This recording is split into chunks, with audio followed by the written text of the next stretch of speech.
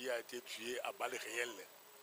On s'insurge contre cette situation, dans la mesure qu'il n'est pas normal, il n'est pas possible que dans un État, on puisse tirer à balles réelles sur des élèves qui manifestent. D'ailleurs, ce n'est même pas normal qu'on tire à balles réelles sur des manifestants. Encore moins sur des élèves qui manifestent. Et qu'on tue un élève de 12 ans, c'est inadmissible. Et nous nous élevons comme ça. Nous avons fait la conférence de presse pour nous élever vivement contre cela et que les auteurs et les commanditaires soient sanctionnés. Nous avons également fait la conférence de presse pour parler de soutenir la STT, la synergie des travailleurs, qui se bat pour de meilleures conditions. Nous sommes derrière eux, nous sommes derrière les travailleurs togolais. Nous avons été travailleurs, nous sommes travailleurs, nous sommes derrière eux, nous les soutenons. Et nous avons voulu parler de tout cela à la presse aujourd'hui, avant que je ne reparte.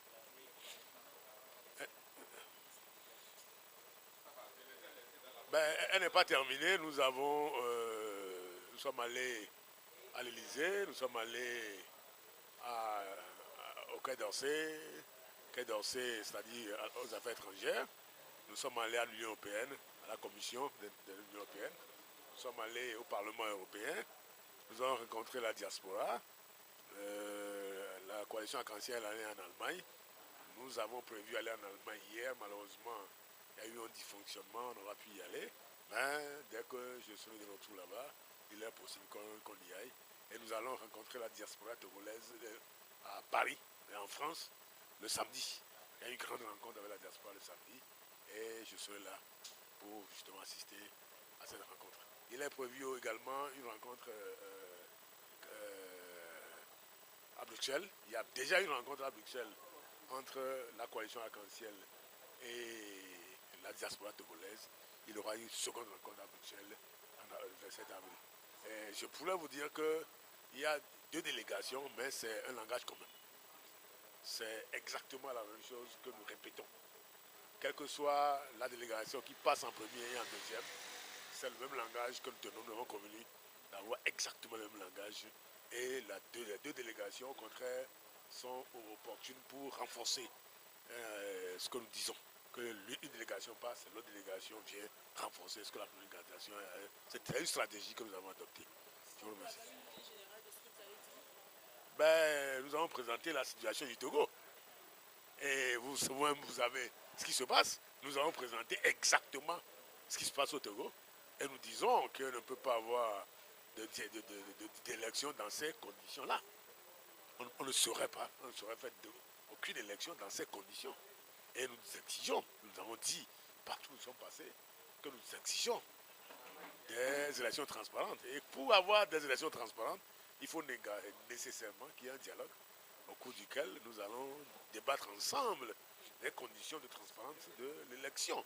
Et lorsque ces conditions seraient acceptées et lorsque les réformes nécessaires auraient été adoptées, à ce moment-là, on peut penser à des élections. Nous avons réaffirmé, partout où nous sommes passés, que nous ne boycotterons pas les élections, mais qu'il n'y aura pas ces élections s'il n'y a pas de dialogue.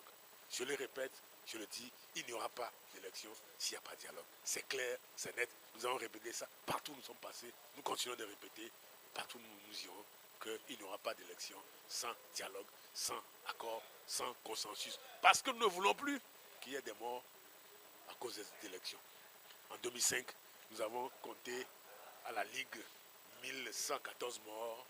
Nous avons compté, l'Union des Nations Unies a compté entre 400 et 500 morts en 3 mois. Je peux vous dire que nous ne voulons plus qu'il y ait un seul mort du fait des élections.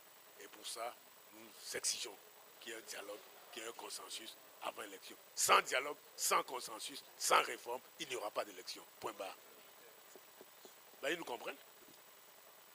Mais comment voulez-vous qu'ils ne comprennent pas si vous dites que les élections entraînent des morts? Lorsque, en Guinée, il y a eu 150 morts, on a crié au scandale. Au Togo, il y a eu 1114 morts et personne n'a crié au scandale. C'est ça le problème. Nous disons, quand vous dites à vos interlocuteurs que vous ne voulez plus qu'il y ait des morts, qu'il y ait ces morts-là, ils comprennent. Ce sont des hommes. C'est normal.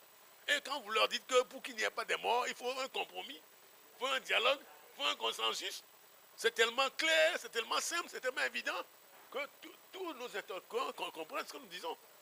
C'est clair.